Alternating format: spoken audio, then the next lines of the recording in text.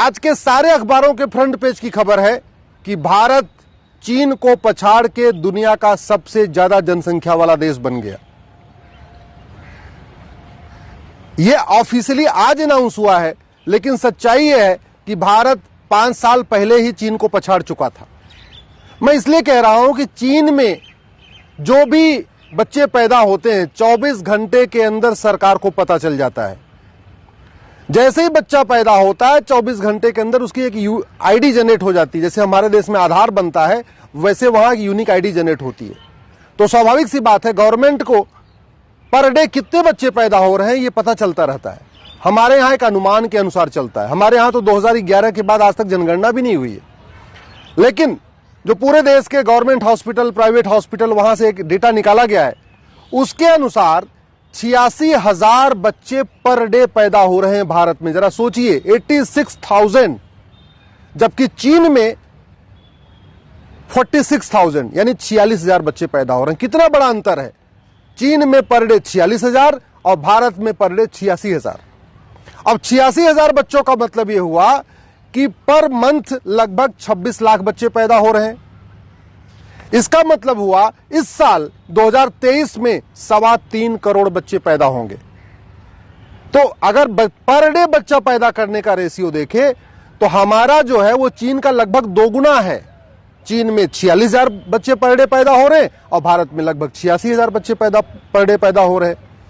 और जहां तक एक बात हम ध्यान नहीं देते कि चीन का जो क्षेत्रफल है, जो चीन का टोटल एरिया है, वो भारत का 3 गुना है। क्षेत्रफल के मामले में चीन हमसे 3 गुना ज्यादा है। भारत चीन का 1/3 है। इसके बावजूद बच्चा पैदा करने की रफ्तार हमारी 2 गुनी है। और अब तो ऑफिशियली डिक्लेयर भी हो गया कि भारत चीन से आगे निकल चुका है। आप अगर समस्याओं की रूट काज एनालिसिस करिए, भारत की 50% से ज्यादा समस्याओं का रूट काज पॉपुलेशन एक्सप्लोजन है, जनसंख्या विस्फोट है।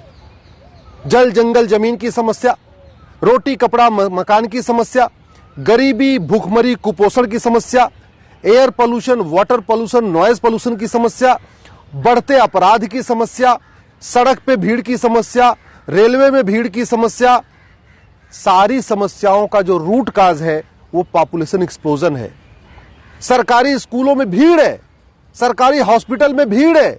आप भारत के किसी भी सरकारी गवर्नमेंट हॉस्पिटल में जाइए, सुबह 9 बजे देखिए जब लाइन लगी होती है तो आपको पता चलेगा कि महिलाएं कितनी बड़ी संख्या में हैं और महिलाएं कौन हैं, इससे भी आपको आइडिया लग जाएगा। 80 करोड़ लोगों को मुफ्त में राशन देना पड़ रहा है इस समय। इसका मतलब 80 करोड़ लोग भारत में गरीब हैं, गरीबी रेखा के नीचे रहते हैं। अगर जनसंख्या नियंत्रण कानून नहीं बना तो अभी 80 करोड़ है, ये बाद में 85 करोड़ गरीब हो जाएंगे, बाद में 90 करोड़ गरीब होंगे। गरीबी खत्म हो ही नहीं सकती, इम्पॉसिबल।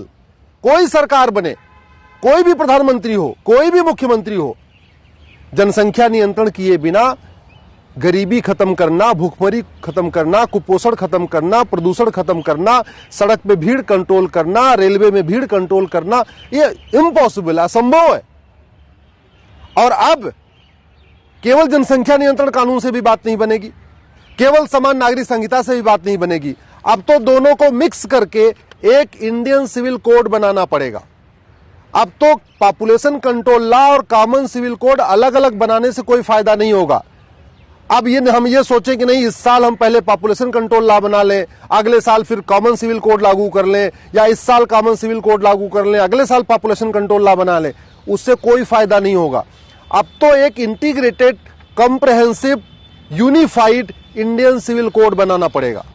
एक समग्र, समावेशी, एकीकृत भारतीय नागरिक संहिता, इंडियन सिविल कोड बनाना पड़ेगा, जिसमें कॉमन सिविल कोड भी इंक्लूड होगा और पॉपुलेशन कंट्रोल भी इंक्लूड होगा। तब जाके जनसंख्या नियंत्रण रुकेगा। और यह बनाना बहुत आसान है। जैसे हमारे देश में इंडियन पिनल कोड है अपराध से संबंधित, वैसे ही एक इंडियन सिविल कोड बना दिया जाए। जितने भी सिविल राइट के इश्यू हैं, जितने भी ह्यूमन राइट के इश्यू हैं, उसमें चैप्टर वाइज डाल दिया जाए। हमने अभी जो दुनिया भर के कानून बना रखे हैं, सिविल राइट के अलग, ह्यूमन राइट के अलग, हिंदू मैरिज एक्ट अलग, मुस्लिम मैरिज एक्ट अलग, पारसी मैरिज एक्ट अलग, क्रिश्चियन मैरिज एक्ट अलग, और भी दुनिया भर के कानून बना रखे हैं सिविल राइट, ह्यूमन राइट के। इन सारे कानूनों को खत्म करना पड़ेगा। कुछ राज्यों ने जो पॉपुलेशन कंट्रोल लॉ बनाए उनको भी खत्म करना पड़ेगा। एक कंप्रहेंसिव इंडियन सिविल कोड बनाना पड़ेगा, भारतीय दंड संहिता बनाना पड़ेगा। उसी में चैप्टर वाइज उसको हमें डिफाइन करना पड़ेगा। जैसे उदाहरण के लिए चैप्टर 1 एज ऑफ मैरिज, लड़के लड़की की शादी की उम्र कितनी होगी ये उसी में डिफाइन होगा और उसी में लिखा रहेगा जो इसको नहीं मानेगा, जो कम उम्र में शादी करेगा, उसको 5 से 10 साल की सजा होगी। चैप्टर 1। चैप्टर 2 एक पति एक पत्नी, उसी में कंडीशन लिखी रहेगी, जो एक पति एक पत्नी का नियम नहीं मानेगा, जो एक से ज्यादा शादी करेगा, उसको 10 साल की सजा होगी। चैप्टर 2।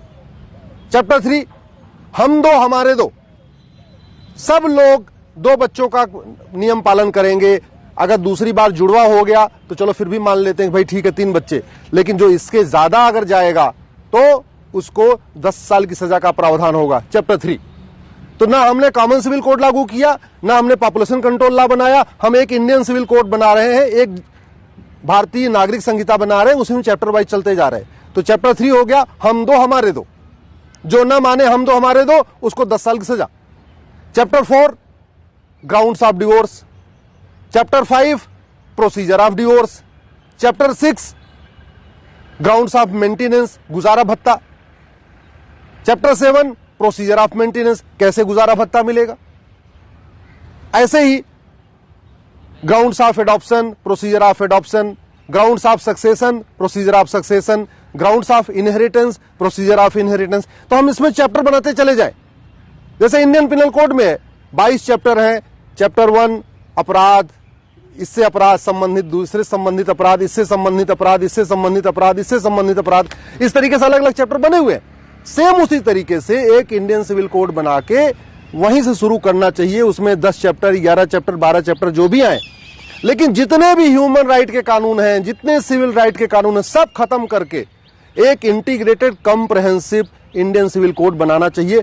तब जाके सबको इक्वल राइट मिलेगा, तब जाके जनसंख्या रुकेगी, और जनसंख्या रुकेगी, सबको समान अधिकार मिलेगा, देश की बहन बेटियों को सबको इक्वल राइट मिलेगा।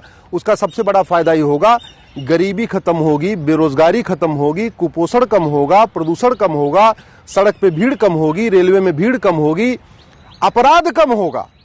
अभी आप किसी भी जेल में जाके देखिए, मैंने बहुत सारे जेल में पर्सनली सर्वे कराया।